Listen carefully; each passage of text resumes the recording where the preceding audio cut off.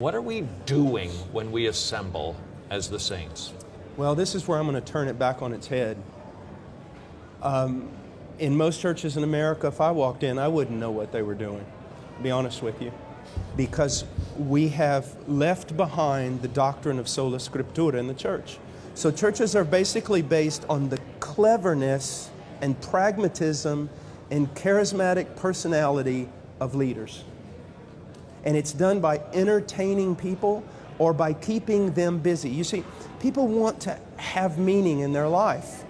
They either want to be entertained or they want to have some kind of meaning. So you make them busy. You make them part of a machine. You make them part of a vision of a charismatic leader. And you get them all headed in the same direction. That's why, you know, a 60-year-old accountant for Walmart ends up joining a biker gang and going to Sturgis, you know, and hanging out with all the people. Why? Because he's looking for something. So you can build a church on all kinds of things that aren't biblical. And that is the great problem. A lot of the excuses that are happening today, there is no excuse, but they're founded upon the fact that pastors do not fear God and are not managing God's bride according to the dictates He's given them. Furthermore, a lot of pastors are building their own kingdoms on the bones of unconverted church members. So that's why we've got the mess. On the day of judgment, do not fear for the atheist so much, the thief, the murderer. If you want to be afraid for someone on the day of judgment, be afraid for those who carried the title pastor. Let me give you an example.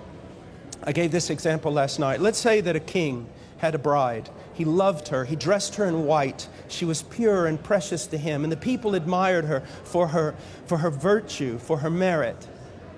And the king has to go on a long journey. And so he tells his steward, he calls his steward in and he says, here are the directions, and you are to care for my bride. You do not deviate from this, not one jot or tittle. And when I come back, you'll be rewarded. Or I'll come back and you will be severely punished. Keep this book, these instructions with regard to her. Well, after a few years, this steward realizes that the people are losing their loyalty in the king. And they're no longer concerned about the bride because, well, she's just prudish. She's old-fashioned. So he takes her and takes off her beautiful white garment and replaces it with something really sensual. Paints her face like a prostitute and then marches her up and down the kingdom and uses this new look to attract carnal men back into the kingdom. When that king comes back, there are no words to describe what he will do to that steward. And when Jesus Christ comes back, there are no words to describe what he will do to many of these men who call themselves pastors, who have done to his bride exactly what the steward did in that parable I just told.